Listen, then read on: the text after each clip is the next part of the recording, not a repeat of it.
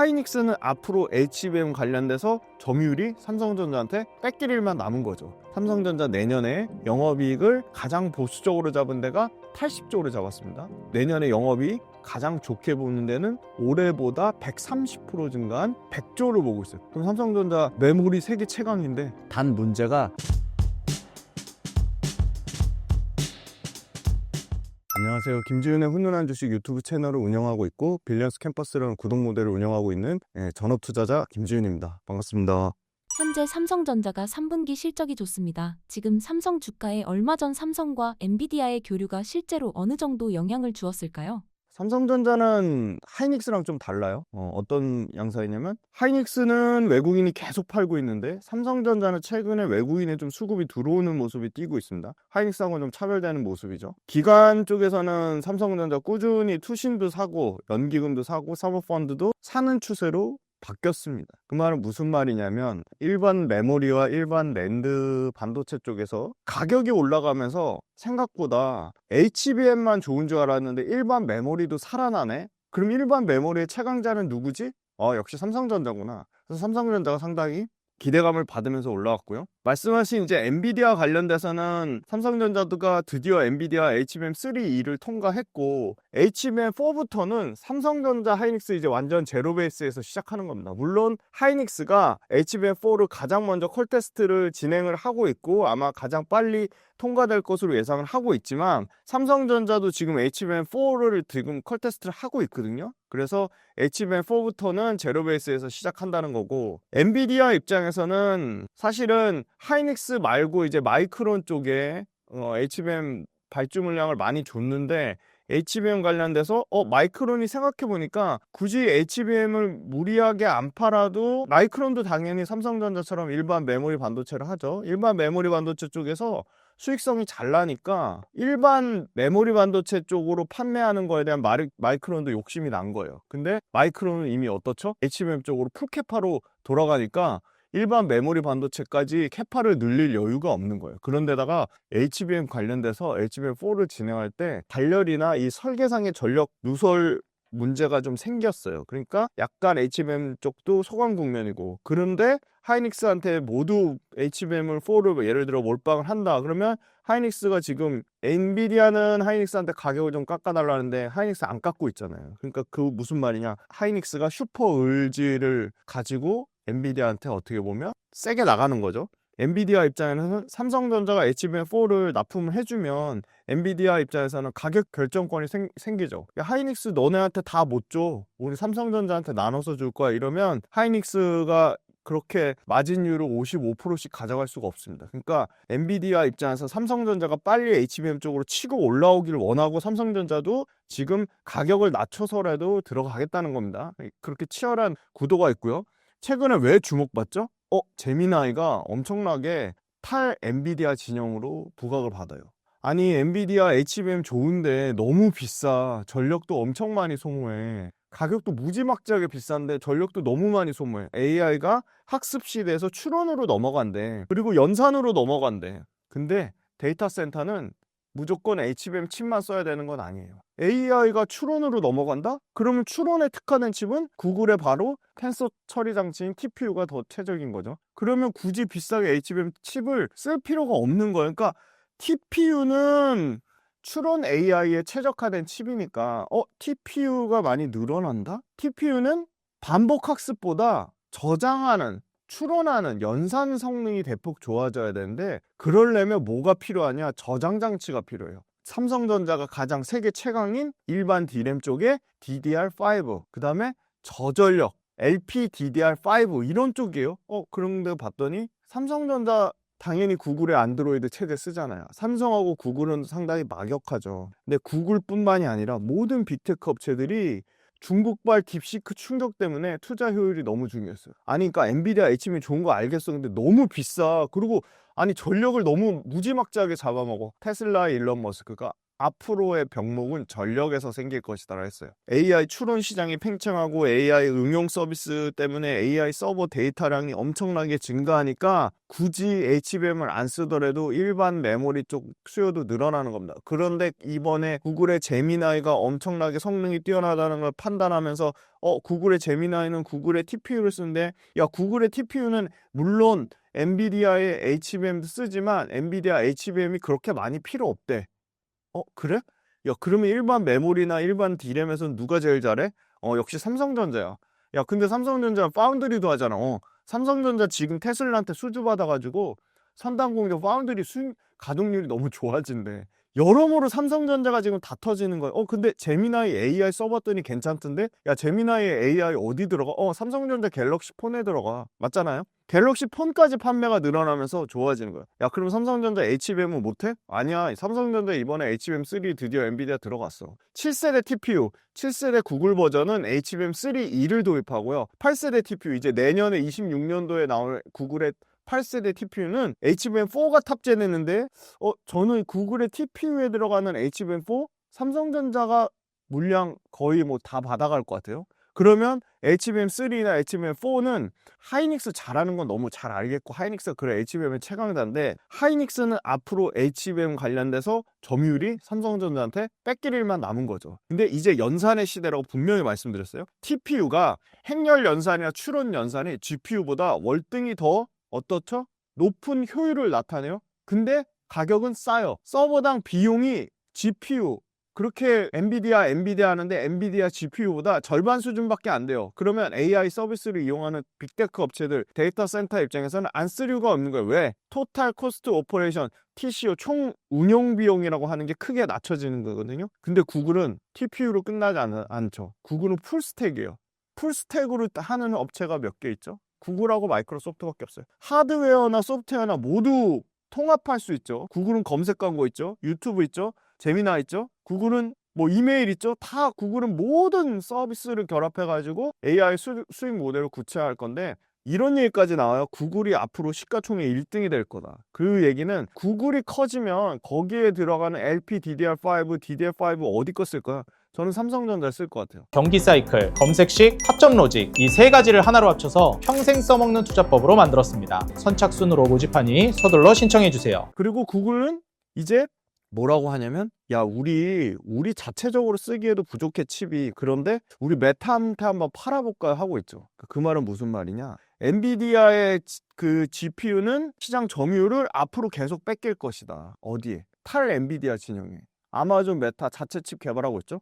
근데 생각보다 자체 칩이 훨씬 더 전력 소모가 적으면서 가격이 싼 거예요. 그러니까 지금은 엔비디아의 GPU가 거의 90%고, 소위 말하는 구글발로 필두로 하는 아식이라고 하는 주문용 반도체는 10%예요. 9대 1이에요. 근데 저는 이게 못해도 7대 3까지는 차지할 것 같아요. 그러니까 추론 시장이 엄청나게 커지는데, 추론 때문에 구글이 좋아지고 나머지 빅테크들의 자체 칩이 좋아지면 삼성전자가 제일 좋아지는 거예요. 그럼 그 많은 자체 칩을 어디서 칩을 만들 거냐? 파운드리가 있어야 되잖아요. 근데 TSMC는 엔비디아가 70%를 TSMC의 코어스캐파라고 하는 최첨단 공정을 소위 말해서 아도를 쳤어요. 그러니까 다 그냥 싹쓸이 물량을 70%를 가져갔어요. 야, 그럼 나머지 30% 하면 되잖아. 나머지 30% 어디가 가져가냐? 애플이 가져갔어요. 그러니까 구글, 아마존, 메타는 마냥 지금 AI 하는데 이 AI 대세에서 TSMC의 캐파가 늘어나길 바라고 있어요. 근데 TSMC는 무한정 캐파를 못 늘리죠. 삼성 파운드리에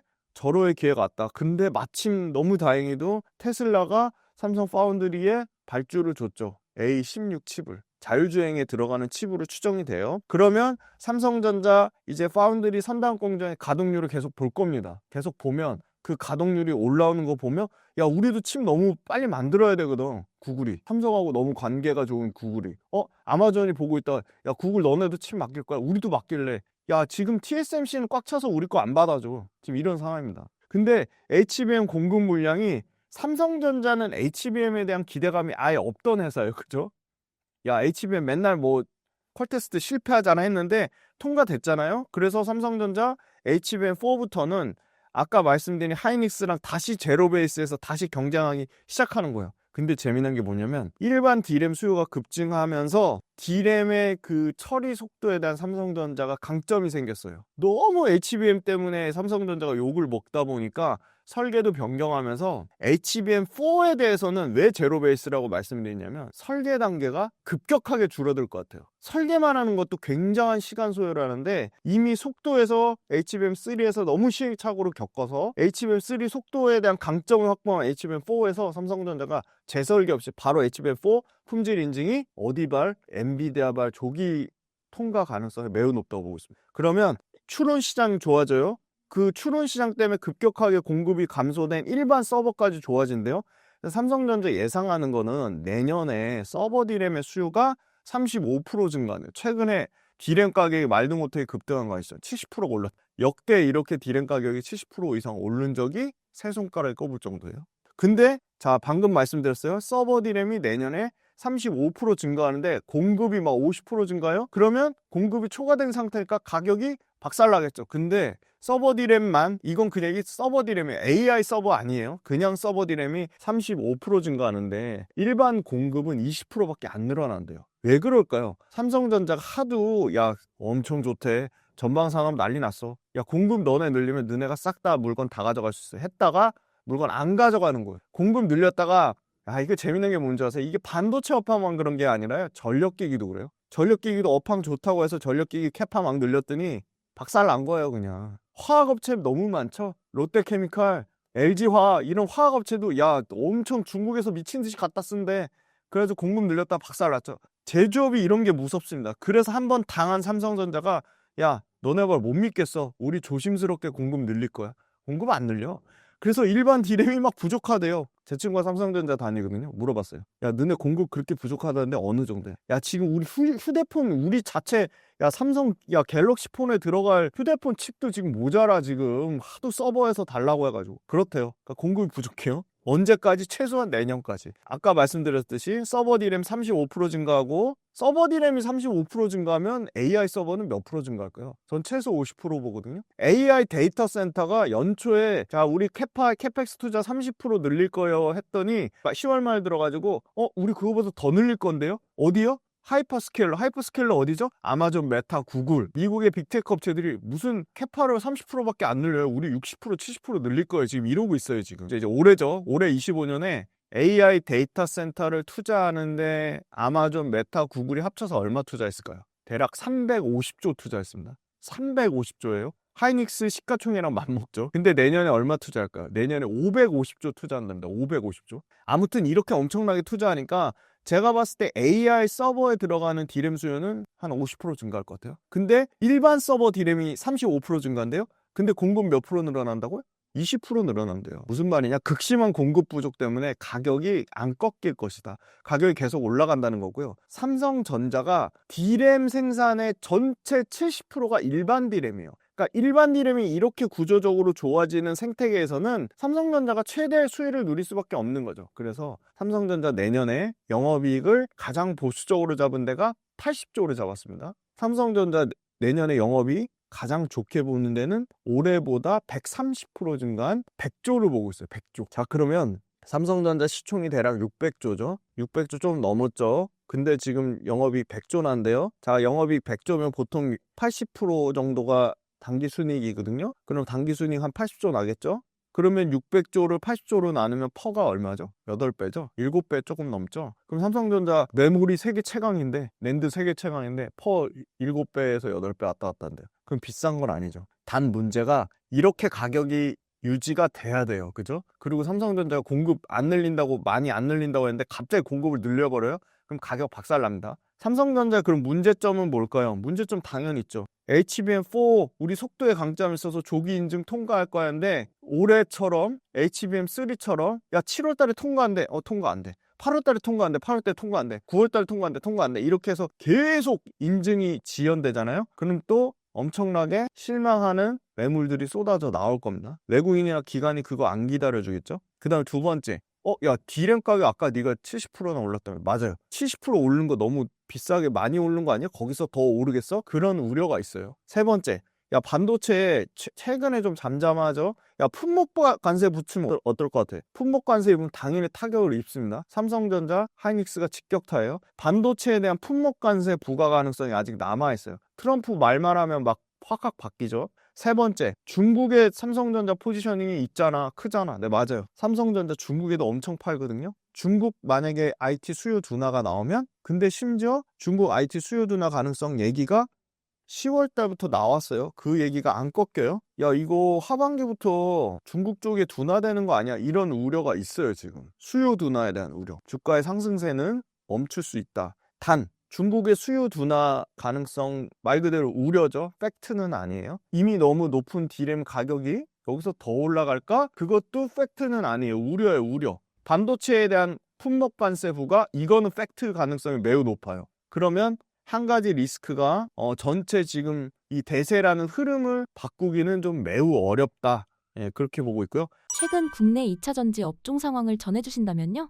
네, 2차 전지가 좀 회복되는 것 같더니 좀 다시 또 주춤하죠. 근데 개별 종목 단으로 계속 저는 엄청난 차별화가 좀 있을 것 같아요. 자, 수급은 다시 좀 들어옵니다. 이게 첫 번째 게 LG에너지 솔루션 수급인데요. 외국인이 계속 최근에 다시 사는 추세예요. 사는 추세를 바뀌었죠. 빨간색이 여기 사는 겁니다. 외국인이 좀 사고 있고, 기관 쪽에서는 계속 팔다가 최근에 투신하고 연기금에서 다시 들어오는 추세. 이 금융 투자는 샀다 팔았다는 약간 트레이딩의 영역이고, 삼성 SDI는 여기도 외국인이 최근에 샀다 팔았다 좀 하는데, 삼성 SDI는 연기금 쪽에서 조금 매수가 들어오려고 하는 모습이고요. 사실 수급은 지금 포스코홀딩스가 기관 쪽에서는 제일 좋습니다. 포스코홀딩스는 보험하고 지금 연기금 사모펀드 투신까지 골고루 지금 기관 쪽에서 매수세가 좀 들어오고 있습니다.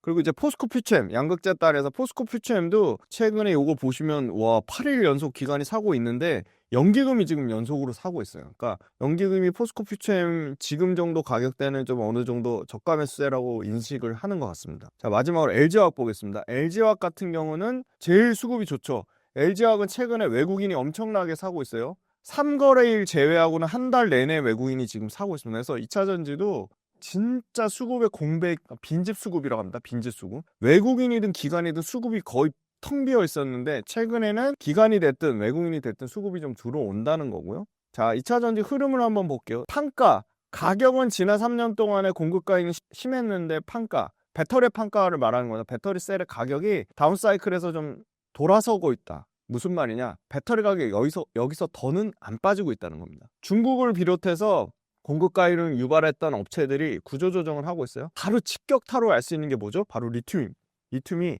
근데 요새 또 다시 그 얘기 나오긴 해요. 중국의 CATL에 리튬 광산을 갖고 있죠. 여기 8월 달부터 중단을 시켰죠. 그랬더니 리튬 가격이 거의 2배 폭등했어요. 리튬 가격을 어떻게 좀 알 수 있을까요? 우리 리튬 가격 알기 어렵죠. 리튬 가격 아는 방법은 이제 런던 금속거래소에 이제 수산한 리튬 가격이 3일 전께 나오고요. 앨범알은 리튬의 세계 1등 업체, SQM은 리튬의 세계 2등 업체, 3등은 어디죠? 중국의 간펑 리튬. 근데 요 리튬의 회사 사장들이 전부 내년에 리튬 좋아질 거야. 내년에 가장 세게 말한 거 간펑 리튬 회장. 리튬 내년에 40% 수요가 늘어날 겁니다. 가격은 2배 이상 뛸 겁니다. 그랬더니 칠레 SQM 사장이 야, 간펑 리튬 그거 너무 세게 부른 거고 그래도 못해도 리튬 내년에 20%는 수요가 증가할 거야. 근데 공급은 그렇게 안 늘어나. 그렇게 얘기했고요. 앨범알이 무슨 소리야? 내년에 그래도 리튬 30% 이상 늘어날 거야. 포스코홀딩스 컨퍼런스콜에서 리튬 지금 가격에서 70%는 올라갈 거야. 전부 지금 리튬에 대해서 좋은 얘기들이 나옵니다. 그러니까 주가는 속일 수 없잖아요. 바로 반영이 나옵니다. 앨범알이 바닥권에서 120% 올라왔고요. 최근에. 앨범알만 올랐냐? SQM도 마찬가지예요. SQM도 바닥권에서 딱 2배 올랐습니다. 그래서 판가 사이클의 전환이 이루어지고 있다. 가장 앞단에 리튬 가격이 올라가면 양극재는 어떻게 될까요? 리튬 가격 올라간 거를 양극재 판가에 전이를 시킵니다. 양극재 판가 올라갑니다. 양극재 판가 올라가면 배터리 판가는 어떻게 되나요? 당연히 배터리 판가도 올라갑니다. 결론은 판가가 올라가는 사이클로 전환되는 국면으로 바뀔 것이다라는 겁니다. 또 구조적으로 요새 ESS 얘기가 많이 나오죠. 배터리 업체들 ESS 때문에 좋아지고 있다. ESS는 어떤 점이 좋냐? 첫 번째, 킬로와트 시당 판가가 높아요. 배터리 셀보다. 왜? 시스템 단위로 납품하니까. 당연히 셀만 납품하는 게 아니라 모듈로 납품하거나 아니면 시스템으로 납품하니까. 그러니까 배터리 가격이 판가가 올라가죠. 그 다음 ESS. 미국의 공장 지으면 AMPC라고 하는 첨단 세액공제, 세액공제 금액도 커요. 그러니까 모든 게 유리한 거죠. 그래서 ESS가 비중이 삼성 SDI나 LG엔솔한테 커진다? 그러면 당연히 믹스 가격이라고 하죠. ESS 판 거, 전기차 판 거 믹스하죠. ESS 비중이 커지면 ESS가 비싸게 파는데 세액공제도 많이 받는데 ESS 비중이 커지면 판가가 당연히 올라가는 사이클이 되죠. 자, 판가는 그렇습니다. 두 번째, 출하량, Q, 퀀티티도 다운 사이클에서 탈피 중이에요. 글로벌로 ESS 수요가 급증하는데 미국이 중국산 ESS 안 쓰겠대요. 그래서 지금 LG엔솔이 미친 듯이 ESS 수주를 받고 있습니다. 삼성 SDI 얘네 원래 LG엔솔보다 ESS 잘하는 데인데 삼성 SDI도 앞으로 미국발 ESS 수주를 추가적으로 받을 가능성이 매우 높습니다. 어떻게 알 수 있냐? 삼성 SDI가 봐볼까요? LG엔솔이 봐볼까요? 지금 전기차 라인을 ESS 라인으로 바꾸고 있어요. LG엔솔은 미시간 공장, 그리고 삼성 SDI는 인디애나의 어디죠? 스텔란티스하고 합작인 스타에너지라는 공장이 있어요. 인디애나 스타에너지 합작 공장을 4개 라인 중에 3개를 전부 ESS 라인으로 바꾸고 1개 라인도 아마 또 ESS 라인으로 바꿀 것 같아요. 세 번째, 공급의 유연성이 확보되고 있다. 무슨 말이냐? 예전에 반도체가 2016년에서 2017년에 서버 수요가 늘어나니까 과도하게 공급을 증가했다가 HBM 수요가 폭증하면서 공급이 박살났죠. 전기차 똑같아요. 2021년부터 2023년 전기차 투자 때문에 공급을 급격하게 늘렸죠. 우리나라가 싹쓸이 했으니까. 그런데 내년에 ESS 수요 비중이 급격하게 늘어난대요. 숫자로 알 수 있죠. 삼성 SDI는 내년에 벌써 ESS가 전기차 벌어들인 이익이랑 맞먹는데요. 그리고 LG엔솔 기준으로는 전체 매출의 ESS가 27년도 정도 되면 40%까지 올라온대요.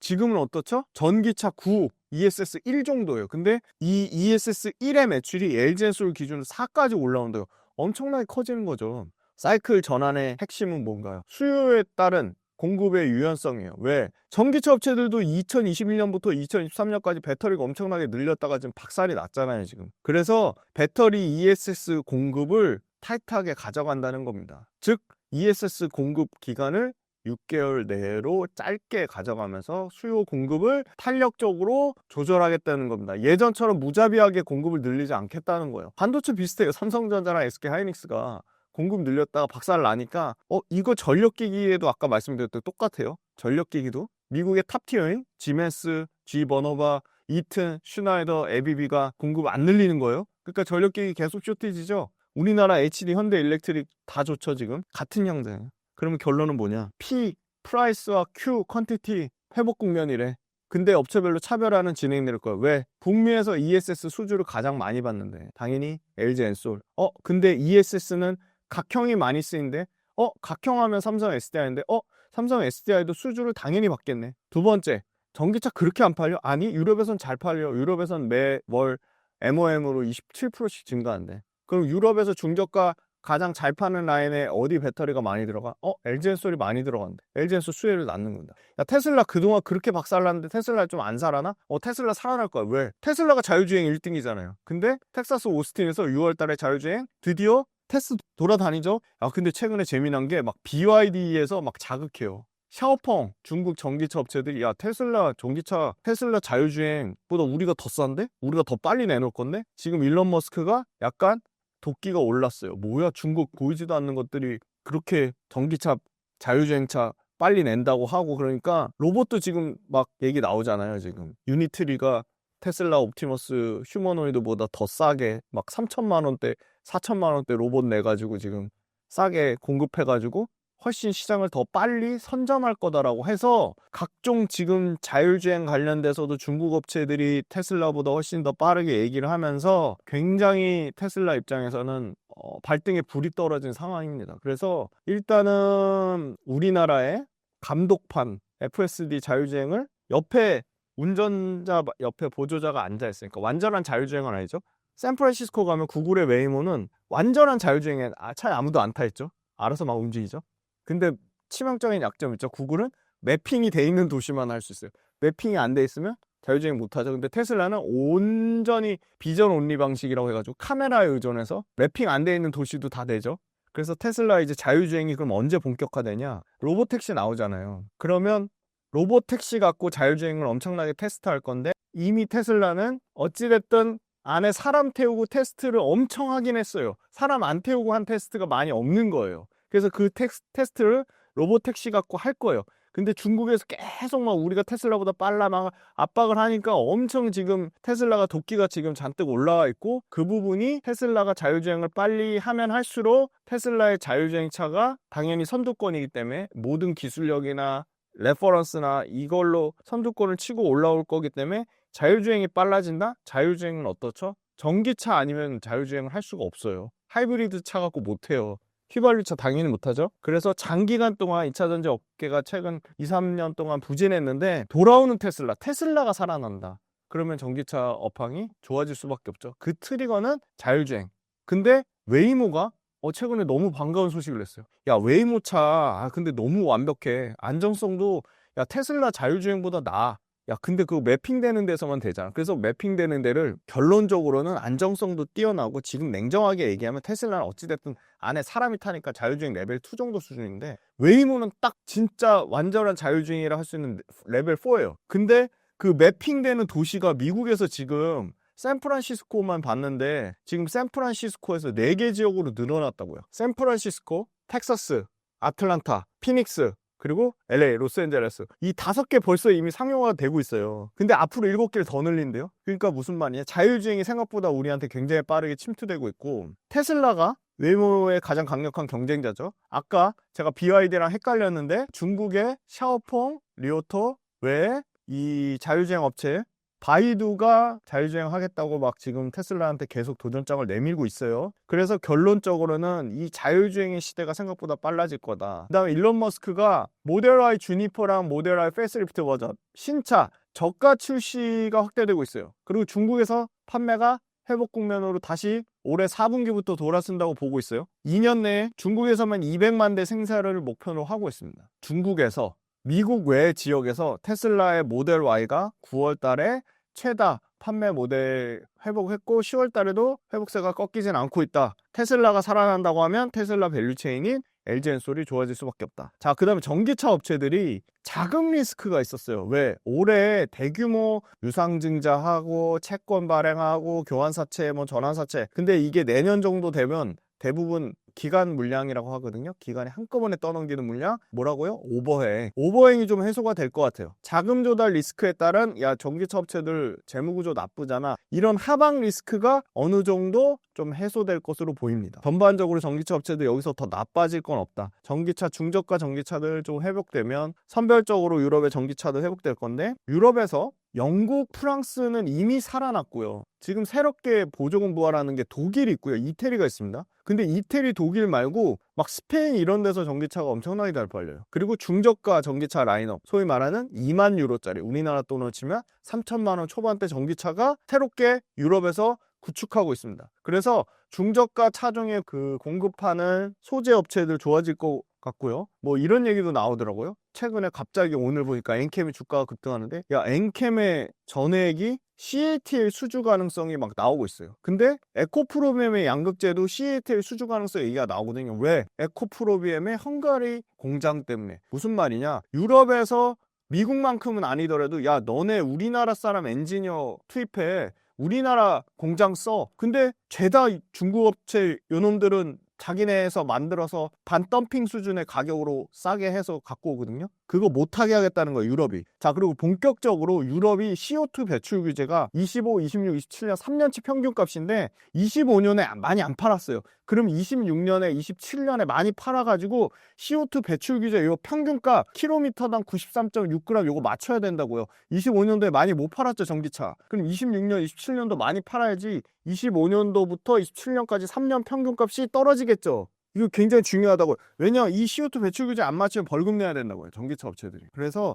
이게 아마 판매량이 소위 말해서 EU 액션 플랜의 원년이 26년이라고 보기 때문에 26년에 급격히 회복될 거다. 이렇게 보고요. 미국발 판매 부진 요거는 월별로 다르고 완성 차종별로 다 다르다. 그 부분에 대한 거는 소재 업체별 또는 배터리 셀 업체별로 봐야 된다. 그렇게 보고요. 마지막 포스코가 1조 1천억 들어가지고 호주하고 아르헨티나의 그 리튬 광산하고 추가적으로 염호 캐파를 늘렸죠. 왜 그럴까요? 리튬 가격 상승할 거 대비해서 선제적으로 투자한 겁니다. 그러니까 제가 봤을 때 1조 1천억 가까이 투자했거든요. 엄청난 양의 투자를 했죠. 그래서 수산화 리튬의 캐파를 40% 이상 늘릴 것으로 보고 있어요. 그러면 리튬 가지고 엄청나게 계속 마진을 깎아 먹었는데 아마 포스코홀딩스 리튬 가격대에서 내년 정도 되면 여기도 리튬 BEP 계속 적자에서 흑자로 전환하는 포스코홀딩스 입장에서는 딱 구조적인 터닝 포인트가 내년도 말이라고 보고 있습니다. 중국 리튬 채굴 중단하는 거 CATL하고 장거 강업이라는 데가 있는데 이 두 군데 말고 추가적으로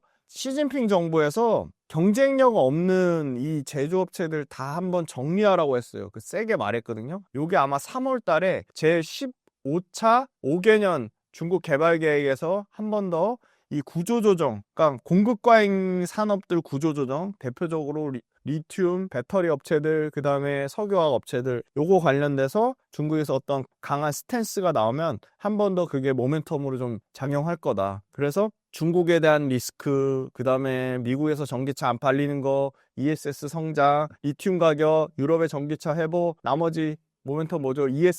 ESS는 굉장히 생각보다 빠르게 삼성 SDI나 LG엔솔의 캐시카우 역할을 할 것이다. 그렇게 말씀드리겠습니다. 캠퍼스 구독 모델에 대해서 설명 부탁드립니다.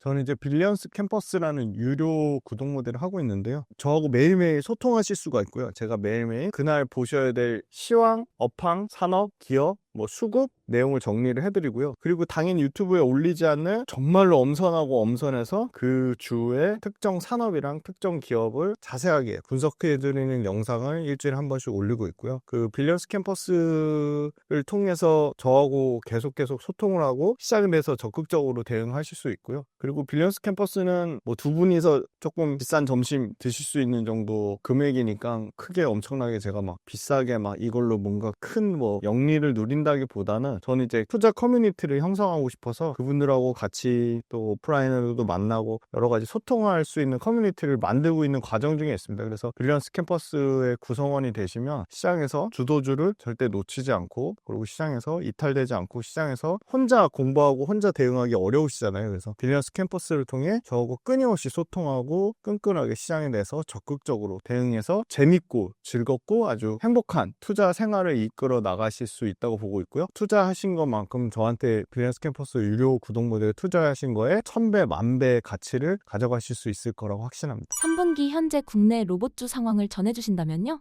로봇은 저는 내년에도 굉장히 유망할 것이다.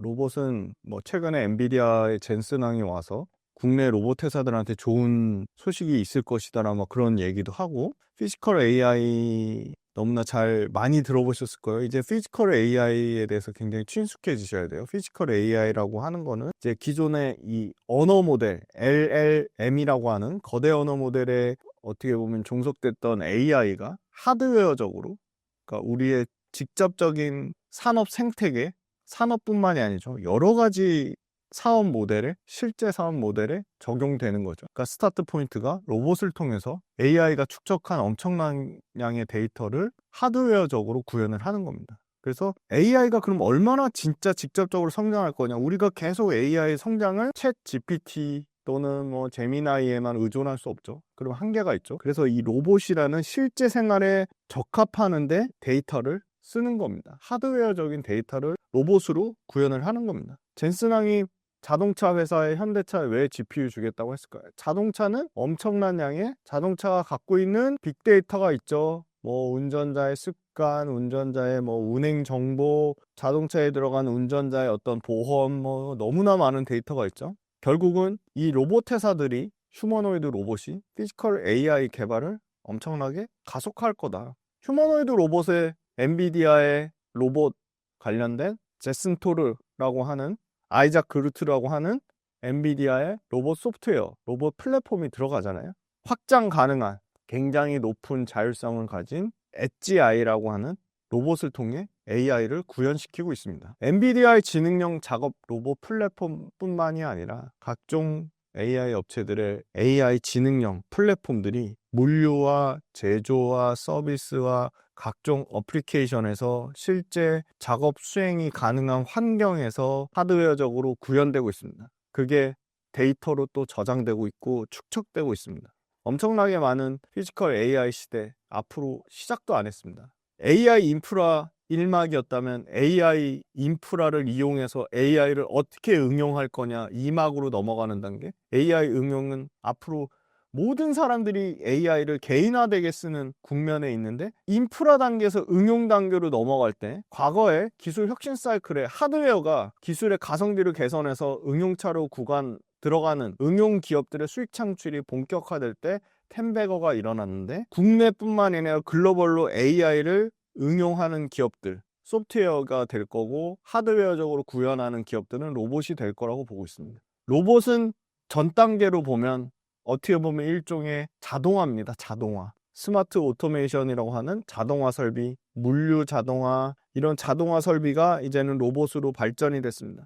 AI 사이클 인프라 단계에서 이제 응용으로 수직 확산되는 국면에 피지컬 AI의 가장 하드웨어적인 최적의 구현으로 로봇이 급격하게 부상되고 글로벌 로봇 업체들이 돈을 벌기 시작하는 시점이 당장 내년으로 다가오고 있습니다. 로봇은 테슬라뿐만이 아니라 다양한 제조업체들, 최근에 자동차 부품업체들이 주가가 막 뜁니다. 왜 뛰냐 했더니 대표적으로 현대모비스도 로봇에 들어가는 액추에이터를 만들겠다고 해요. 대표적인 자동차 부품 회사인 HL 만도가 자회사 HL 로보틱스를 통해서 자동차 부품 회사인데, 야, 우리 그 제조업 세계 최강인데 로봇도 만들 수 있어. 로봇에 들어가는 부품, 액추에이터, 감속기 만들 수 있어. 대기업들이 AI가 주도하는 피지컬 AI 로봇 트렌드, 글로벌 메가 트렌드가 되고 있는 이 피지컬 AI 로봇에 동참하기 시작했습니다. 글로벌 자동차 업체들이. 그래서 AI 활용도가 이제는 하드웨어적으로 본격적으로 구현되는 확산 초입 국면이라고 보고 있고요. 두 번째, 로봇의 가격이 급격하게 싸졌습니다. 우리나라 같은 경우는 이 노란 봉투법, 이 촉발하면서 로봇의 소위 말하는 사회의 구조적인 이 노조 문제, 인력 구조의 병폐를 한 방에 해결할 수 있는, 어떻게 보면 핵심 답안으로 로봇이 부각이 됐는데 비쌌죠. 대당 1억이 넘고, 여전히 테슬라의 휴머노이드 가격을 낮춘다고는 하지만 옵티머스 뭐 거의 1억 가까이 되죠. 한 7, 8천만 원. 근데 중국에서 공격적으로 테슬라를 계속 자극하면서 우리는 한 3, 4천만 원대 로봇을 상용화 충분히 할 거다. 그러면서 가격이 급격하게 떨어졌어요. 근데 봤더니 성능도 너무 뛰어난 거예요. 가격도 싼데. 그러니까 로봇은 365일 24시간 사람 썼을 때 여러 가지 그냥 노조 문제부터 해가지고 사회적인 문제들이 발생이 1도 안 하잖아요. 제가 경영자 입장이 되더라도 저는 로봇을 쓸 것 같아요. 왜냐? 효율성, 가성비, 어떤 구조적인 문제가 발생하지 않는 굉장히 합리적이고 작업의 생산성을 극대화할 수 있다. 그래서 생각보다 로봇이 훨씬 더 빨리 도입될 것 같고요. 그리고 로봇이 기술이 엄청나게 발전돼가지고 훨씬 더 글로벌 국가 미국하고 중국이 경쟁이 붙으면 붙을수록 로봇의 도입 시기는 빨라질 겁니다. 근데 너무나 다행인 건 우리나라는 상당한 제조업 강국입니다. 로봇에 엄청난 테스트 베드를 쓸 수 있죠. 자동차도 잘 만들고 배터리도 잘 만들고 모든 제조업에서 상위권입니다. 최상위권입니다. 그런데 현대차, 삼성전자가 본격적으로 로봇을 도입하기 시작했죠. 그래서 삼성전자가 레인보우 로보틱스를 인수한 거고요. 삼성전자가 레인보우 로보틱스를 이제 본격적으로 삼성전자 반도체 공장에 도입을 하겠죠. 현대차 보스턴 다이내믹스를 현대차 제조 공장에 도입을 하겠죠. 이미 조지아 메타플랜트 공장에 일부 보스턴 다이내믹스 들어가기 시작했죠. 도장 공장 이런데. 정말로 고난이도의 작업이라고 할 수 있는, 저도 엔지니어로서 일해봐서 아는데 너무나 고액 일종의 연봉자들의 산실인 용접. 조선의 용접도 이미 HD 현대 로보틱스가 용접을 사람을 대체하기 시작했습니다. 서빙을 로봇이 직접 한다든지, 너무 많이 보셨을 거예요. 에스프레소를 로봇이 직접 내려준다든지. 이미 서비스에서는 엄청나게 많은 로봇 기업들이 도입이 되기 시작했습니다. 확대되는 초입 국면이라 보고 있고요. 로봇이 우리나라의 대표적인 이제 로봇 관련된 글로벌로 로봇 부품을 액추에이터를 납품하는 로보티즈의 김병수 대표님이 피지컬 AI를 통해 로봇에 생명을 불어넣을 것이다 라고 했어요. 너무나 중요한 얘기를 하셨고, 액추에이터를 파는 이제 로봇 회사가 아니라 데이터를 만들어 파는 세대라고 했어요. 그러니까 데이터 팩토링을 얘기하셨는데, 그만큼 피지컬 AI가 직면한 가장 큰 문제는 데이터 부족의 문제고, 시각이나 소위 말한 언어 모델에 대한 데이터는 지금 차고 넘쳐나지만 액션 데이터가 없다는 거예요. 굉장히 중요한 말씀을 많이 해주셨어요. 김병수 대표님이 얘기한 거에 아주 중요한 투자 아이디어가 녹여 있다고 보는데요. 예를 들어 이런 겁니다. 테슬라의 운전 데이터를 갖고 있지만 그것만으로는 부족하다. 그러니까 액션 데이터, 실행하는 데이터가 없다는 거예요. 로봇이 실제 환경에서 수행하는 움직임, 행동 데이터 모으는 것 자체가 바로 피지컬 AI를 완성하는 것이다. 그래서 우리는 로보티즈의 액추에이를 통해서 이미 피지컬 AI의 이런 액션 데이터를 쌓고 있고, 액션 데이터를 허브 역할을 하기에 가장 중요한 회사라고 보고, 실제로 이 액션 데이터를 수집하고 가공해서 로봇 AI를 결국은 데이터 팩토리로 활용할 것이다 라고 밝혔습니다. 그러니까 첫 번째, 우리는 엄청나게 이 제조업 강국으로서 제조업이 가진 이 엄청난 하드웨어적인 베이스를 최대한 활용할 수 있다는 거. 두 번째는 로봇이 점점 더 일상생활에 급격하게 친밀하게 들어오면서 진입장벽이 낮아졌다는 거. 물론 여전히 로봇에 관한 규제는 많습니다. 상당 부분 줄어들었다는 거. 세 번째, 국내 제조업 베이스의 강자들인 자동차 업체, 자동차 부품 업체들이 점점 더 이제 대기업들이 로봇 산업에 뛰어들기 시작했고, 실제 공장에서, 실제 제조 현장에서 로봇을 도입하기 시작했다는 겁니다. 네 번째, 미국과 중국이 치열하게 이제는 로봇 관련돼서도 우리가 1등이야, 우리가 가장 빨리 양산할 거야, 경쟁하면서 로봇이 점점 더 도입 시기가 빨라지고 있습니다. 로봇 회사는 적자의 문제가 아니라 얼마나 시장 파이가 커지냐가 저는 더 중요하다고 보고 있습니다. 시장 파이는 급격하게 커지고 있고요. 테슬라뿐만이 아니라 모든 이런 AI 칩을 만드는 회사들 핵심은 앞으로 다가올 이 AI의 확산, 어떻게 확산시킬 거냐, 계속 우리 챗GPT, 제미나이만 얘기할 거냐, 아니면 정말 이거를 산업 현장에서 AI 도입을, 생산성을 또는 효율성을, 작업의 능력을, 아니면 생산적인 부가가치 창출을 뭘로 이룰 거냐, 피지컬 AI라고 하는 하드웨어적인 구현을 통해 이룰 건데, 그 피지컬 AI를 하드웨어적으로 구현하는데 로봇이 가장 앞선에서, 최일선에서 그 역할을 할 거라고 보고 있고요. 다행히도 우리나라 로봇 관련된 산업을 정부가 나름 휴머노이드 연합체도 만들고 정책적으로 지원해 주려고 하고 있습니다. AI와 휴머노이드 로봇, AI와 로봇은 뗄래야 뗄 수 없는 산업이기 때문에 그 부분 관련돼서도 정부의 정책적인 수요를 받을 것이라고 보고 있고요. 내년에도 상당 부분 자극적으로 썸네일을 달까 좀 겁나긴 하지만 내년에도 상당히 로봇주가 주도주의 역할을 할 가능성이 저는 아직도 높다고 보고 있고요.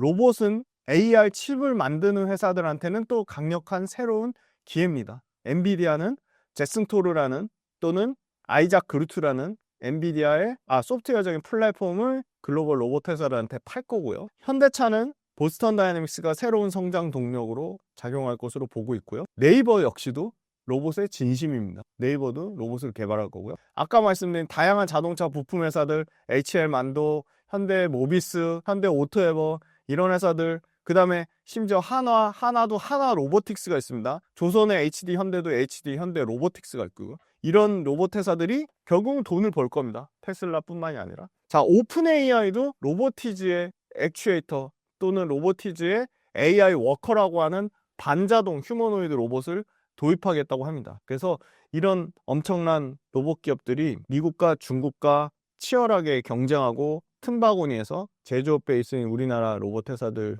충분히 그 역할을 할 거라고 보고 있고요. 강력하게 삼성전자 또는 HD 현대 또는 한화 또는 두산, 롯데 또는 SK, 이런 포스코, 이런 제조업의 최대, 그러니까 소위 말하는 정점에 있는 기업들이 우리나라 많죠. 그러니까 그 기업들이 어떻게 로봇에 투자를 하고 로봇을 어떻게 활용하는지가 이 로봇 기업들이 앞으로 더 성장할 수 있는 큰 토대, 모멘텀이 될 거라고 보고 있습니다. 로봇 관련된 기업들의 적자보다 시장의 파이, 그 다음에 로봇 기업들의 매출 성장성, 그 다음에 글로벌 휴머노이드 업체들하고 협업 관계, 이런 게 상당히 좀 중요할 것 같고요. 그 다음에 로봇 관련된 기업들이 앞으로 얼마나 이 피지컬 AI 시대 로보티즈 김병수 대표님이 말한 것처럼 하드웨어적인 AI 데이터를 얼마나 많이 확보하냐, 이 빅데이터를 얼마나 확보하냐에 따라 그 회사들의 경쟁력은 달라질 수 있을 거다. 그래서 저는 로봇 기술이 결국은 우리나라 제조업을 어떻게 보면 또 한 단계 업그레이드하는 가장 중요한 어떤 트리거 역할을 할 거라고 보고 있습니다. 요즘 조선주 분위기 아직 초입인가요? 아니면 피크인가요?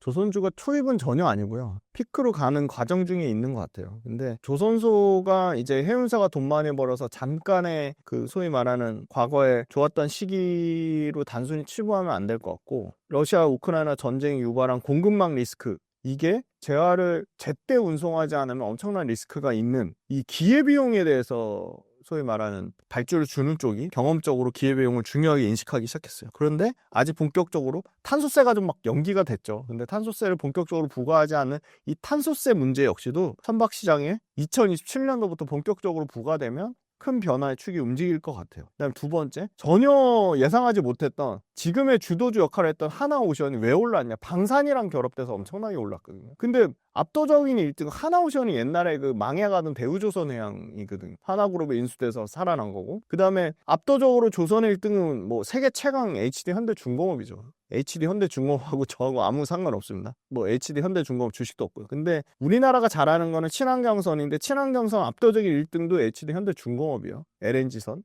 LPG선. 근데 왜 하나오션이 그렇게 하나오션이 막 엄청나게 부각됐냐? 바로 그것 때문에 그렇습니다. 미국의 마스가 프로젝트, 미국의 조선업을 위대하게 만드는 프로젝트에 결국은 미국에 공장이 있어야 되는데, 배를 만들 수 있는 도크가 있어야 되는데, 그걸 갖고 있는 게 하나의 필리조선소 하나밖에 없었기 때문에 하나가 부각됐고요. 미국이 우리나라 조선업에 마스가 프로젝트 협력을 하며 가장 그 협력의 최대 수혜를 미국의 하나 필리조선소 갖고 있는 하나오션이 최대 수혜주라고 해서 하나오션이 부각받은 거고요. 냉정하게 조선의 경쟁력 그리고 조선 산업의 특정 미국이라는 이슈를 빼고 보면 압도적으로 HD 현대중공업입니다. 그런데 HD 현대중공업도 같이 오르긴 올랐죠. 근데 상대적으로 하나오션 대비 못 올랐고요. 세 번째, 삼성중공업은인데, 삼성중공업은 골고루 다 잘하죠. 친환경선도 잘 만들고 일반 컨테이너선도 잘 만들고. 뭐의 강점이냐? 삼성중공업은 FLNG라고 하는 바다 위에 떠 있는 LNG를 부유식으로 생산하는 설비를 잘하죠. 그러니까 소위 말하는 해양 플랜트 쪽에 강점이 있는 거예요. 근데 왜 제일 못 올랐냐? 야, HD 현대중공업은 미국에 공장은 없지만 미국 업체랑 헌팅턴 인걸스랑 협업 바로 발빠르게 맺어가지고 미국에 진출할까 했는데, 삼성중공업만 미국에 대한 모멘텀을 제일 못 받았어요. 그러니까 주가가 유독 못 가고 못 갔는데, 앞으로 조선 업황이 좋아진대. 조선 업황 중에 해양 플랜트 쪽도 다시 살아난대 하니까 삼성중공업까지도 좋아진 겁니다. 그래서 결론적으로는 저는 여전히 HD 현대그룹 쪽이 가장 핵심 역량은 뭐냐? 배만 잘 만드는 게 아니라 배에 제일 중요한 게 뭐죠? 엔진입니다, 엔진. 이 조선 기자재 쪽에서 가장 뛰어난 기술력을 갖고 있는 것도 HD 현대그룹이 뭘 갖고 있죠? HD 현대 마린 엔진을 갖고 있죠. HD 현대 마린 엔진은 이제 미친 듯이 중형급 배를 만드는 HD 현대 미포조선 쪽으로 납품을 할 거예요. 그리고 HD 현대중공업은 자체적으로 엔진 기계 사업부가 있죠. HD 현대 엔진 기계 사업부. 가장 뛰어나요. 두 번째, 조선업계의 재무구조 안 중요할까요? 현금흐름 안 중요할까요? 가장 중요한 거 조선업계의 재무 안정성도 압도적으로 HD 현대그룹이 뛰어나요. 삼성중공업보다 더 뛰어나요. 그럼 현재 가장 돈을 많이 벌고 있는 거, 가장 이익이 많이 나는 것도 어딜까요? 역시나 HD 현대그룹입니다. 그래서 그런 차별화가 있는데, 단지 미국의 마스가라는 프로젝트, 한국과 미국의 조선업 협력, 심지어 그게 관세 협상 카드로 쓰이면서 하나오션의 펀더멘털보다 모멘텀에 더 포커스가 맞춰져서 엄청나게 오른 겁니다. 자, 그러면 HD 현대그룹이나 삼성중공업은 가만히 있냐? 전혀 아니죠. 앞으로는 어떻게 될 거냐? 마스가 모멘텀 이미 주가에 저는 엄청나게 많이 반영됐다고 봅니다. 그래서 하나오션의 탄력도는 급격하게 둔화되겠죠. 단 하나오션이 미국의 실행계획 발표가 막 구체적으로 나면 그때 움직이긴 할 겁니다. 그러면 냉정하게 지금 조선업이 가는 내년도의 방향이 제일 중요하잖아요. 내년도 올해 생각보다 친환경선 수주가 너무 안 나왔어요. 자, 그냥 딱 잘라서 얘기하면 친환경선 수주가 원래 정상적으로 나오는 수주 베이스는 친환경선이라고 하면 LNG, LPG, 뭐 암모니아 운반선 이런 것들을 말합니다.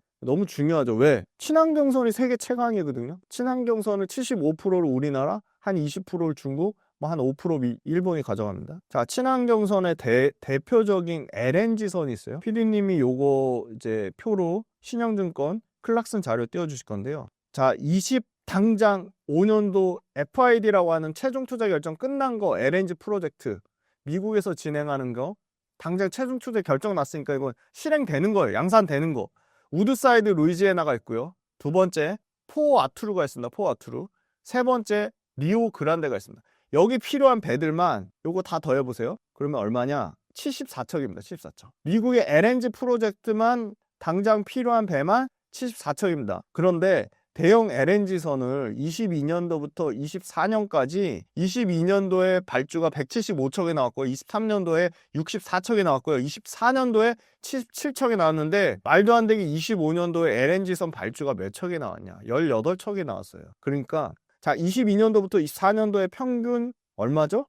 대략적으로 100척이에요. 100척. 70배에서 100척 정도 수주가 나와야 정상인데 18척 나왔다고요. 그러면 앞으로 못 받은 LNG랑 이제 나와야 될 우드사이드나 포트 아투르나 리오그란데 프로젝트만 미국에서 당장 LNG 필요한 프로젝트가 77척인데 미국이 중국 LNG선에 발주를 줄까요? 안 주죠. 중국 LNG선은 기술력도 떨어져요. 만들 수 있는 데가 양쯔밍 조선소 그 정도 하나? 그래서 여기에 대한 수주가 포텐이 내년도에는 좀 터질 것으로 보이고 있어요. 당장 미국 LNG가 신규 수출 승인 재개되면서 이연 수요가 나오고 있어요. 자, 그럼 LNG 미국만 필요한 거야? 아니죠. 유럽 필요하잖아요. 유럽이 발주를 26년도에 다시 우리나라 조선업계 유럽 선사가 줄 가능성이 저는 상당히 높다. 계속 우리는 미국발 마스가만 보고 있는데 정작 중요한 우리 친환경 배들에 대한 모멘텀은 지금 안 보고 26년에는 중요한 게 중국 배들이 컨테이너선에 대한 도크가 다 찼거든요. 27년까지. 그러니까 솔솔찮게 컨테이너선 스팟선 물량들을 우리나라 배들이 받고 있는데 그냥 단순히 스팟선 물량이 아니라 한국 인도량의 26년도와 27년도에 아주 구성이 큰 변화가 친환경선도 있지만 일부러 더 좋은 마진을 차지하기 위한 LNG, LPG선만 받았던 물량에서 컨테이너선이 생각보다 솔솔찮게 국내 조선 3사가 받을 것 같아요. 일반 배들. 클락슨 신영증권 리서치센터 표에 따르면 생각보다 벌크선이 또는 컨테이너선이 2026년도에 웹벌크 67척 인도 예정된 겁니다. 컨테이너 자동차선 32척, LPG 36척, LNG 76척. 이거 상당 부분 미국의 LNG 프로젝트가 연관성이 있어 보이고요. 27년도에 새롭게 늘어나는 거는 요 바로 부유식 생산 설비입니다. 강자가 어디라고 했죠? 삼성, 중공업. 요렇게 새로운 선종들이 나오기 시작한다. 26년도랑 27년도에 또 급격히 늘어나는 배가 있네요. 여기 보시면 LPG류 25년도에 16척에서 36척으로 2배 늘어나고요. 26년도에 36척에서 27년도에 63척으로 2배 늘어납니다. 친환경의 컨테이너선까지 좋아지는 구조다. 실제 발주량은 7,500만 환산 톤수 GT로 올해랑 유사한 수준으로 보지만 즉 절대 규모에서는 수주 잔고에 큰 차이가 없어 보이지만 중요한 건 합산 수주 금액과 LNG선 그 다음에 미국 군함 특수선, 그 다음에 아까 말씀드렸던 이연됐던 해양 플랜트까지 수주 잔고, 그 다음에 신규 수주 계속 최고치는 찍을 것이다. 네 번째, 제일 중요한 거 친환경선 중에 주력 선종이라고 할 수 있는 LNG 선종. 내년도부터 최종 투자 결정 확정된 거 역대 최다 7,050만 톤 25년도 확장되는데 이 최종 LNG 프로젝트 결정된 거 발주가 내년부터 재개될 겁니다. 그러면 내년도에 수주하면 29년도 LNG 슬롯에 채워지겠죠. 그래서 LNG선 운임도 여전히 수요 중심으로 상승세가 지속될 것으로 보고 있고요. HD 현대중공업과 하나오션이 결국은 미국발 필두로 글로벌 국가 군함 수출이 나올 것으로 보고 있어요. 미국만 얘기하잖아요. 근데 이미 HD 현대중공업은 페루, 베트남, 필리핀 이 군함 수출을 하고 있어요. 그래서 이 군함 쪽 신규 야드를 확보하고 있다. 그다음 마지막 다섯 번째, 배에 들어가는데 가장 비싼 게 뭘까요? 후판입니다. 후판. 철강이죠. 이거 진짜 재밌는 게 후판 가격 막 포스코는 가격 올려야 된다고 하고 조선사는 가격 떨어뜨려내고 서로 막 미친 듯이 싸우죠. 근데 결국은 내리는 쪽으로 결론이 날 것 같아요. 후판 가격이 하향 낮게 안정화될 겁니다. 그러면 비용이 떨어지면 마진이 좋아지죠. 다올투자증권의 레포트가 제일 잘 정리가 되어 있는데 가장 비싸게 팔았던 배들 24년도에 신조선가 얘기하자면 신조선가 많이 안 빠졌어요. 24년도에 역대급 초대박 선가 물량 제일 비싸게 팔았던 배들이 3년 텀이에요. 그러니까 그러니까 24년도에 팔았던 배가 26년도 실적에 미친 듯이 반영된다고요. 무슨 말이냐? 26년도에 역대급 실적을 찍고 역대급 마진을 자랑한다는 거야. 이미 가장 빠르게 반영된 데가 HD 현대그룹의 비상장 자회사 HD 현대 삼호중공업이 역대급 마진을 갱신해서 HD 현대 삼호중공업이 20%대 영업이익률을 찍을 것 같고요. 뒤따라서 HD 현대중공업과 HD 현대 미포조선, HD 한국조선해양 역시도 중간지주사 역할의 HD 한국조선해양도 역대급 마진이 최소한 27년까지 갱신될 것 같아요. 왜? 초대박 성과 물량이 내년 실적에 반영되니까. 그러면 마진이 나빴던 성과를 싸게 받았던 22년도 거, 21년도 거 물량이 없어져야 되잖아요. 21년도, 22년도 마진도 나쁘고 성과도 좋지 않았던 물량이 25년도에 매출 반영이 끝납니다. 내년에는 23년도 거 일부, 24년도 거 일부. 그러니까 계속 역대급 실적을 갱신할 수밖에 없는 거고요. 25년도 거는 언제 반영될까? 27년도에 반영되겠죠. 그러면 25년도에도 24년도 성과 초대박 성과보다 덜 빠졌잖아요. 신조 성과가 많이 안 빠졌어요, 생각보다. 결론적으로는 하향 안정화되면서 후판 가격 하향 안정화, 원재료 가격 하향 안정화, 그 다음에 비싸게 판 데들 대박 성과가 반영되는 내년 최대 실적, 그 다음에 알아서 새로운 신규 성장 동력이 되어준 특수선, 군함, 이거는 하나오션이 제일 수혜를 받겠지만, 자, 우리나라 군함 미국만 있는 게 아니에요. 아까 페루 말씀드렸죠. 자, 지금 60조짜리 캐나다 잠수함 관련돼서 우리나라 하나오션하고 HD 현대중공업이 지금 수주 받으려고 하고 있죠. 그게 끝일까요?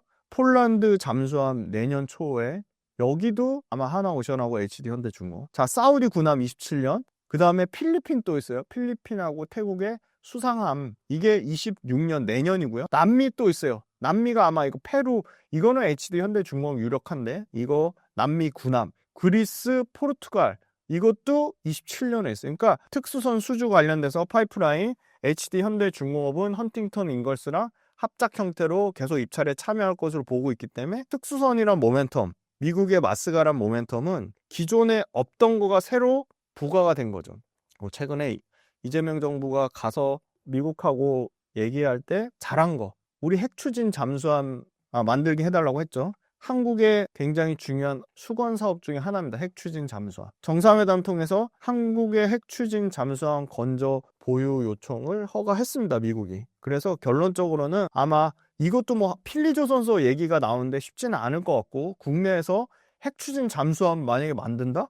그럼 우리나라 조선업의 군함 경쟁력이 당연히 완전 또 업그레이드 되겠죠. 더 글로벌로 더 부각받을 것으로 보고요. 미국만 보지 말자. 글로벌 잠수함 모멘텀만 보고, 결론은 기본적으로 중요한 건 우리나라 조선사들의 얼마나 이 친환경선을 많이 수주를 받을 거냐, 그게 핵심입니다. 그런데 그걸 숫자적으로 깔끔하게 또 정리해서 말씀드리면, 당장 내년도에 LNG선 필요한 것만 77척에서 한 90척 정도 돼요. 그러면 이거의 80% 정도 되는 60척 정도를 우리나라가 싹쓸이 하지 않을까. 그래서 29년도 인도 가는 거를 내년도부터 채울 것 같아요. 우드사이드, 리오그란데, 폴트 요것만 말씀드렸는데, 벤처글로벌도 있고 다양한 지금 미국의 한국 조선사들과 가격 협상을 시작한 LNG 관련된 프로젝트들이 있습니다. 그리고 마지막으로 그 삼성중공업의 어떻게 보면 강력한 모멘텀인 바다에 띄우는 LNG 부유식 설비 FLNG라고 합니다. 이 글로벌로 부유식 액화 천연가스 생산 설비 FLNG 세계 1등이 삼성중공업인데요. 가장 빠르게 수주 나올 거 모잠비크 프로젝트가 있죠. 모잠비크 프로젝트 외에도 코랄 그리고 델핀, 요게 아마 내년 초에 수주에 대한, 아마 델핀 같은 경우는 최대 3기 이상의 FLNG 도입이 예정돼 있고요. 2호기 발주가 26년도로 예정이 되어 있습니다. 해저 천연가스가 최근에 아르헨티나에서 대규모로 발견됐어요. 그래서 여기에 글로벌 탑티어 정유 석유화학 회사인 쉘 아시죠? 쉘하고 골라 LNG라는 회사가 개발을 준비하고 있거든요. 그러면 여기에 FLNG를 아마 삼성중공업이 수주하지 않을까. 심지어 골라 LNG랑 삼성중공업이 FLNG 수주 지금 협의를 하고 있답니다. 그래서 삼성중공업의 FLNG 관련된 모멘텀은 독단적으로 HD 현대중공업이나 하나오션이 못하는 거니까 여기 관련돼서 좀 부각을 받을 것이다. 그런데 저는 여전히 조선주 탑픽은 HD 현대중공업인 줄 알았죠. 저는 HD 한국조선해양을 보고 있습니다. 왜냐하면 중간 지주사기 때문에 지주사에 대한 모멘텀도 받을 수 있다고 보고 있고요. HD 한국조선해양은 HD 현대중공업 말고도 비상장사인 HD 현대3호중공업의 실적도 HD 한국조선해양이 가져간다. HD 현대중공업은 HD 현대미포의 실적도 가져간다. 왜? HD 현대중공업하고 HD 현대미포가 합병하는 바람에 HD 현대미포가 이제 따로 투자를 못하죠. 날라가요. 그럼 HD 현대미포랑 HD 현대3호중공업 둘 다 비상장사가 되는데 그럼 그 비상장사 모멘텀도 누가 가져가냐? HD 한국조선해양이 가져가고요. 조선업보다 내년에 더 업황이 조금 더 좋을 거로 예상되는 게 엔진인데 HD 현대마린엔진, 심지어 여기는 중국 배들도 HD 현대마린엔진이나 하나엔진 거 갖다 쓰죠. 왜? HD 현대마린엔진이 캐파도 더 중국 엔진사들보다 캐파가 더 높고 그리고 품질이나 납기나 기술 경쟁력도 국내 조선 엔진사들이 더 뛰어나니까 중국 배들도 HD 현대 마린 엔진은 하나 엔진 거를 엔진을 씁니다. 그러면 HD 현대 마린 엔진의 수익 나는 거, 매출 늘어나는 것도 HD 한국조선해양이 모멘텀을 받을 수 있으니까 HD 한국조선해양을 좀 눈여겨보자. HD 한국조선해양은 그냥 지주사의 밸류에이션을 받는 거지 조선업종의 밸류에이션을 받는 건 아니다. 왜냐면 HD 현대중공업, 삼성중공업, 하나오션 모두 PER이 30배가 넘거든요. 그러면 지금 HD 한국조선해양 PER은 몇 배냐? 9배입니다. 근데 지주사들 평균 PER이 당연히 10배가 넘거든요. 왜냐면 두산이나 이런 거는 뭐 말도 못하게 비싸게 받으니까. 하나나 SK PER만 마지막으로 보고 갈게요. 왜냐면 경쟁 지주사이니까. 지주사 HD 한국조선해양이 제가 PER 10배라고 말씀드렸는데 지금 SK의 PER이요. HD 한국조선해양은 조선사의 밸류에이션으로 비교하지 않고요. 중간 지주사기 때문에 지주사의 밸류에이션으로 보거든요. 내년에 8배예요. 8배. SK가 그렇고요. 그 다음에 또 다른 경쟁사 한화로 볼게요. 한화가 하나 8배예요. 하나 8배. 근데 HD 한국조선해양 세계 최강 조선사를 그리고 세계 최강 조선 엔진사를 갖고 있는데 9배다? 그러면 밸류에이션 5%도 할증 못 받은 거잖아요. 근데 저는 HD 한국조선해양이 밸류에이션 더 받아야 된다고 보고 있고요. 다른 지주사 대비 가장 글로벌 경쟁력 그리고 가장 실적에 대한 차별화된 모멘텀 그리고 HD 한국조선해양이 또 중요할 수밖에 없는 게 HD 현대그룹이 기존에는 HD 현대오일뱅크로부터 배당을 많이 받았거든요. 근데 지금 HD 현대오일뱅크가 안 좋아요. 상황이 안 좋아서 배당을 못 줘요. 그래서 HD 현대 입장에서는 어디서 배당을 많이 받냐? 조선 계열사들로부터 배당을 많이 받습니다. 지주사 모멘텀이 굉장히 강화될 건데 그러면 HD 현대 입장에서도 중간에 조선 관련된 계열사를 다 갖고 있는 HD 한국조선해양의 배당으로서의 역할도 매우 중요하다. 이렇게 말씀드리겠습니다. 최근 빌리언스 캠퍼스에서 어떤 걸 다루고 계시는지 궁금합니다. 네, 최근에 주도주인 기업들은 다 상당히 많이 말씀드렸어요. 최근에 제가 계속 강조해서 바이오 플랫폼이 리가캠 바이오, ABL 바이오 말씀드렸는데 알테오젠도 말씀드렸죠. 저는 상대적으로 리가캠이 많이 소외됐다고 했는데 리가캠이 최근에 주가 급등했고요. 자신 있게 말할 수 있어요. 계속 연초부터 로봇주를 엄청 세게 말했는데 로봇주가 미친 듯이 급등했죠. 근데 저는 로봇주에 로보티즈만 말하지 않았고요. 하이젠 RNM하고 클로봇을 말씀드렸는데 하이젠 RNM과 클로봇이라는 회사도 상당히 주가가 급등했습니다. 그 다음에 바이오 회사 중에 다른 분들이 얘기 안 하는 회사 중에 굉장히 큰 회사인데 얘기를 안 하시더라고요. SK 바이오팜이 최근에 급등해서 역대급 신고가 영역에 있습니다. 그랬고요. 반도체는 다 삼성전자 하이닉스만 얘기하는데 저는 소부장 소재 부품 장비 업체 중에 솔브레인을 얘기했고 코미코라는 회사를 많이 말씀드렸어요. 이수페타시스 당연히 말씀드렸고 근데 솔브레인, 코미코, 이수페타시스 모두 신고가를 기록했습니다. 최근에 또 많이 말씀드리고 있는 게 좀 철저하게 약간 소외된 종목들 중에 화학회사는 완전 아무도 안 보거든요. 바닥 밑에 지하실에 있는 게 화학회사인데 최근에 롯데케미칼이나 금호석유화 이 화학회사들 쪽에 수급에 어떤 변화가 일어나고 있습니다. LG화학 마찬가지고요. 그리고 아무래도 2차 전지에 워낙 관심이 많으시니까 2차 전지 관련돼서도 계속 업데이트를 해드리고 있고 빌리언스 캠퍼스는 저희는 이제 내년을 보고 내년 주도주 발굴에 힘을 쓰고 있습니다. 그래서 꼭 빌리언스 약간 비싼 점심값 정도 투자하신다고 생각하시면 1000배, 뭐 10,000배 이렇게 가치를 얻어가실 거라고 보고 있고요. 그리고 중요한 건 시장 대응이 유튜브나 다른 채널에 나오는 거는 올라오는 시차도 있고 제가 말씀드리는데 여러 가지 제약도 있으니까 저한테 오시면 직접적으로 계속 소통하면서 빠르게 대응하실 수 있다고 보고 있고요. 유연한 대응이 저는 시장에서 너무 중요하다고 보고 있고요. 그리고 저는 이제 그분들하고 소통을 더 늘려서 좀 다양한 방법으로 오프라인으로 만나는 것도 생각을 하고 있습니다. 그래서 밸런스 캠퍼스 굉장히 언제든 개인 세무사, 개인 변호사 두듯이 개인 투자 멘토라고 할 수 있는 그걸 옆에 두고 그냥 개인 비서처럼 투자 비서라고 생각하고 활용하시면 너무 좋을 것 같습니다. 마지막으로 신사임당 구독자분들께 한 말씀 부탁드립니다. 최근에 주가가 지수가 3,700선까지 내려오면서 3,700 후반까지 내려오면서 많이 불안하셨을 건데 첫 번째는 지금 시장에서 돈을 많이 풀고 있는, 그러니까 유동성이 확장되는 시기인지 유동성이 축소되는 시기인지 그거에 대한 판단을 하시고, 두 번째는 정부가 부동산 쪽에서 금융자산 쪽, 그러니까 투자자산 쪽으로 이동하는 그 정부의 정책적인 스탠스가 유지가 되는지, 우리 지금 정부의 정치적 성향을 다 떠나서 우리 정부가 일단 지금은 어떻게 보면 부동산 쪽보다는 이 금융자산 쪽을 굉장히 강화하려는 모습을 띠고 있어요. 그게 큰 기조가 바뀌진 않을 것 같아요. 세 번째, 우리나라 기업들, 글로벌 경쟁력을 가진 기업들, 대표적으로 조선, 배터리, 반도체, 방산, 글로벌 경쟁력을 가진 회사들이 여기서 역대급 수주 갱신한다고 하는데 끝날 건지, 전력기기도 있죠. 이 5개 업체는 대단하죠. 이 5개 업체들의 글로벌 경쟁력이 유지가 되는지, 글로벌 시장에서 시장 침투, 시장 점유율을 유지하고 있는지, 그게 중요할 것 같고요. 5번째, 야, 환율이 너무 비싸다고 하는데 외국인이 안 살 것 같아? 아직 앞으로도 안 살 것 같아?